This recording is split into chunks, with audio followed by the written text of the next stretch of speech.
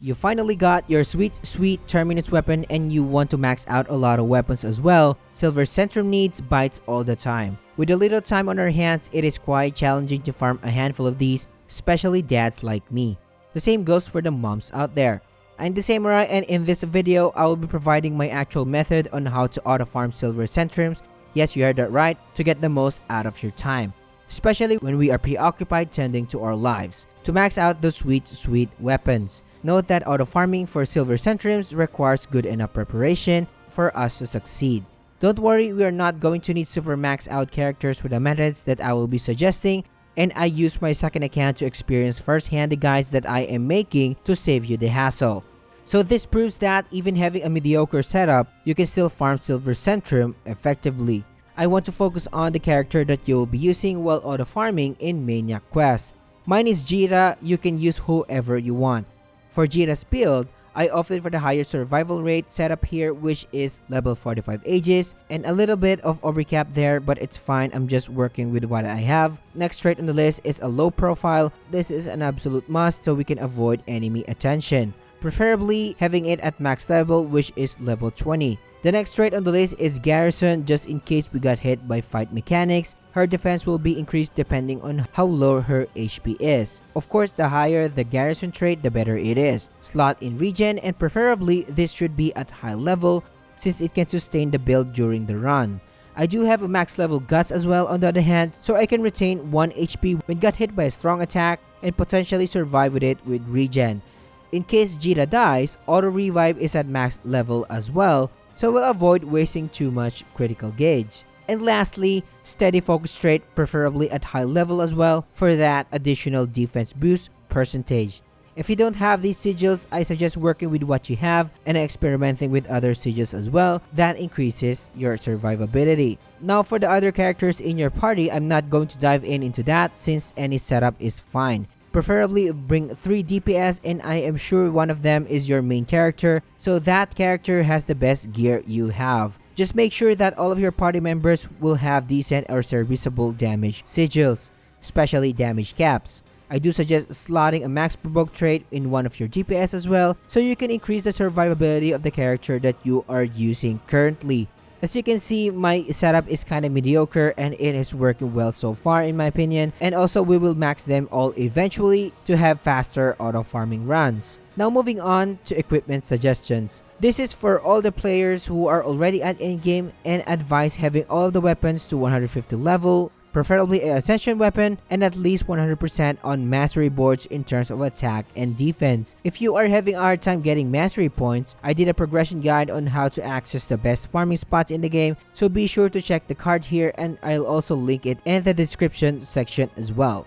It's not hard to attain these requirements, especially if you are following my guides lately. One thing to keep in mind is that the stronger your characters are, the faster your autoruns will be, so I suggested the necessary upgrades above as a base point before you do these runs. Your team may be better than mine, so you will be having better results than me, and this is my second account, so you will have an idea that it will not take that much of an effort to do auto farms even on Maniac difficulty.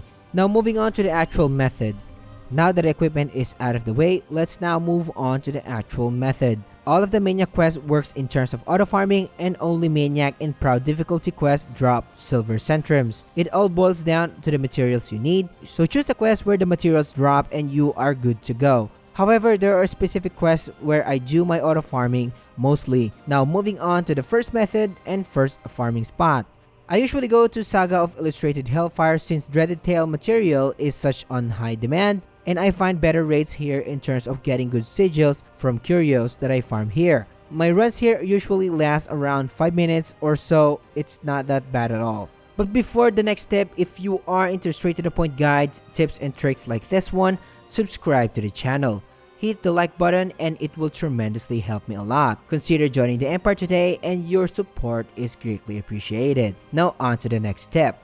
The second method will be on the quest I See a Chromatic Vision quest. This is my main spot when auto farming Silver Centrums. Clearing this quest will take a while since your party members will deal with 3 different crocodiles variants simultaneously. It is certainly doable, it just takes time.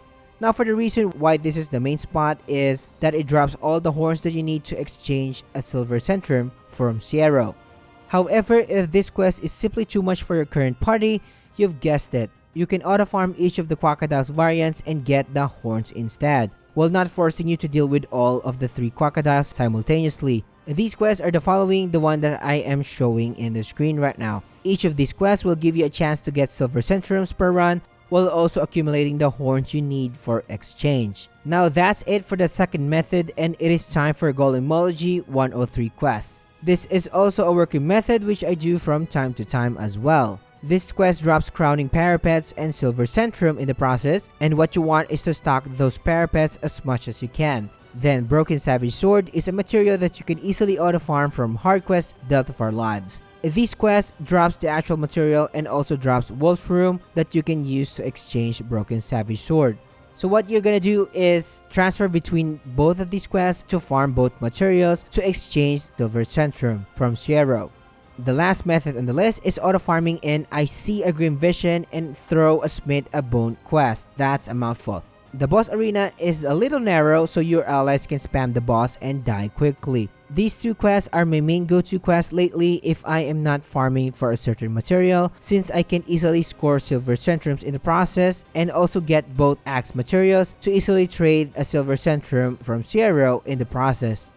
These are the methods that helps me, especially when I am busy with my other stuff in life, especially when you need a lot of silver centrums to max out our equipment. Take these methods to your advantage and feel free to improve my setup here. If you are new to the game and you want to have the best start possible, or also avoid the common traps as well, or know the best combat tricks currently, watch these 2 videos, and thanks for watching, and I will see you on the next one.